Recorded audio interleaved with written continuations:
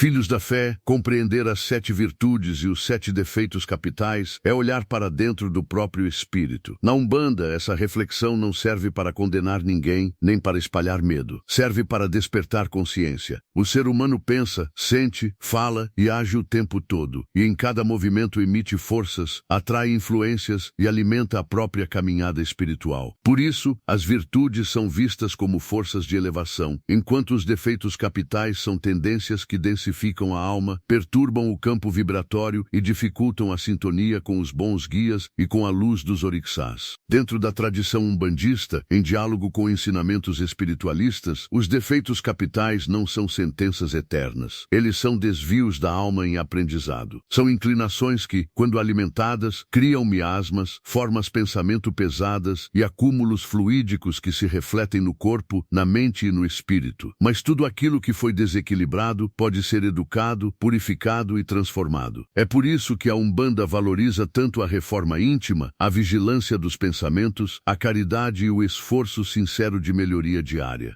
A primeira relação é entre luxúria e castidade. Quando se fala em castidade, não se trata apenas de abstinência, e sim de pureza, respeito, moderação e consciência no uso da energia afetiva e sexual. A luxúria é o descontrole do desejo, a busca sem medida pelo prazer, o impulso que transforma o outro em objeto e esgota as energias vitais. Espiritualmente, isso pode gerar repetições obsessivas, inquietação interior e fragilidade no campo perispiritual. Já a castidade, entendida como equilíbrio e dignidade, preserva a força íntima, organiza os impulsos e ajuda o espírito a viver os relacionamentos com responsabilidade, verdade e serenidade. A segunda relação é entre avareza e caridade. A avareza fecha a mão, endurece o coração e faz a pessoa acreditar que só existe segurança naquilo que se guarda para si. Ela prende a alma ao acúmulo, ao medo da perda e ao isolamento do ego. Na visão espiritual, quem se fecha ao fluxo do bem também dificulta a circulação das energias luminosas em sua própria vida. Em oposição, a caridade abre caminhos. E na Umbanda, caridade não é discurso bonito, é fundamento. É o passe dado com amor, a escuta fraterna, o alimento repartido, o conselho sincero, a ajuda silenciosa, o trabalho no terreiro sem vaidade e sem cobrança. A caridade dissolve o egoísmo e faz a alma respirar no ritmo da compaixão. A terceira relação é entre gula e temperança. A gula não diz respeito somente ao excesso de comida. Ela também se manifesta no exagero da bebida, dos prazeres, dos impulsos e do consumo sem consciência. Quando o ser humano vive sempre no excesso, o corpo se sobrecarrega, a mente se embaralha e o espírito perde fineza. A temperança ensina medida, ensina a saber quando basta, ensina que o equilíbrio protege a saúde, fortalece a mediunidade, melhora a percepção espiritual e evita a formação de resíduos energéticos densos. A moderação não empobrece a vida. Ao contrário, ela purifica o desfrute e devolve dignidade ao uso da matéria.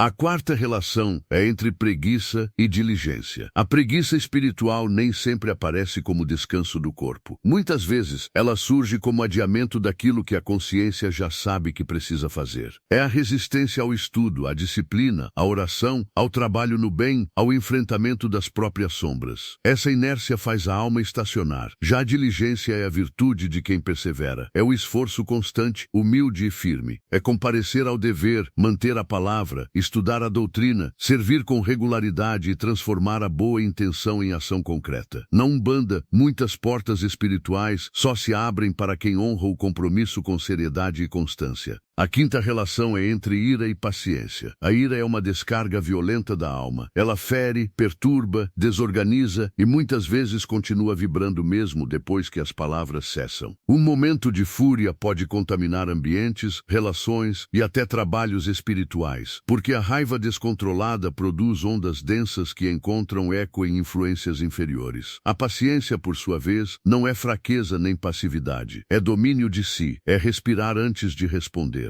É sustentar a paz no meio da prova. É transformar conflito em aprendizado. A paciência acalma o campo energético, fortalece a aura e cria condição para que os guias espirituais atuem com mais clareza e equilíbrio. A sexta relação é entre inveja e bondade. A inveja faz a pessoa sofrer diante da alegria alheia. Em vez de agradecer o próprio caminho, ela se compara, se entristece e se intoxica com ressentimento. Espiritualmente, isso enfraquece a luz interior e cria formas mentais sombrias, porque o coração perde a capacidade de admirar sem disputar. A bondade cura esse veneno. Ser bondoso é desejar sinceramente o bem, reconhecer o valor do outro, estender compreensão e cultivar benevolência.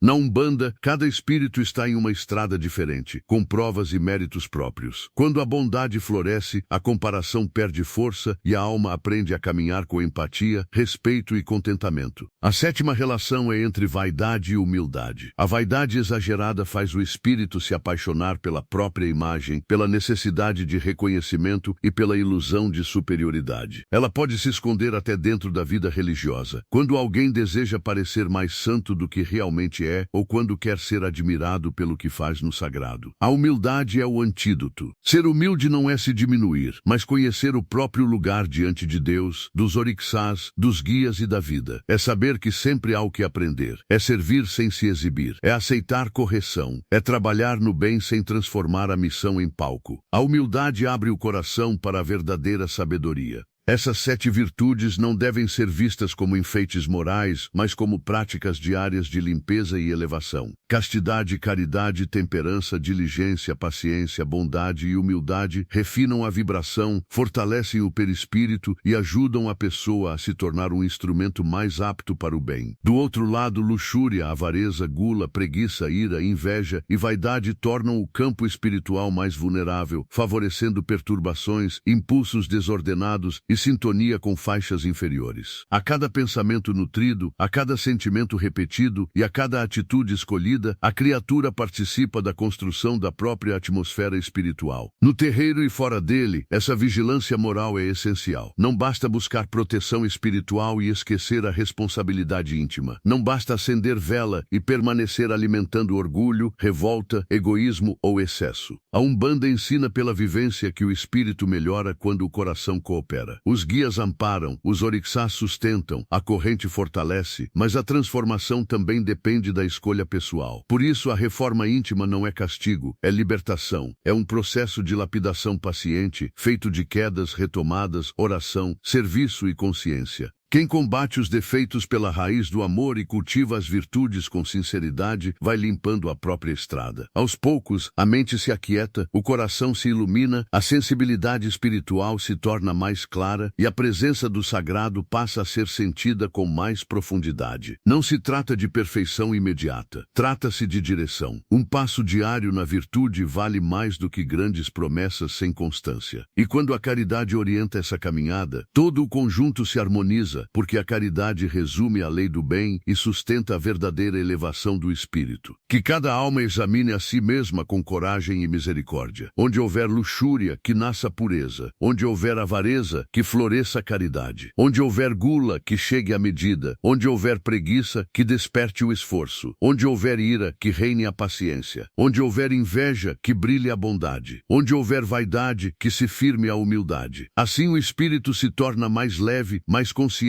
e mais útil à obra da luz. E assim se cumpre, no silêncio de cada dia, a verdadeira caminhada de evolução.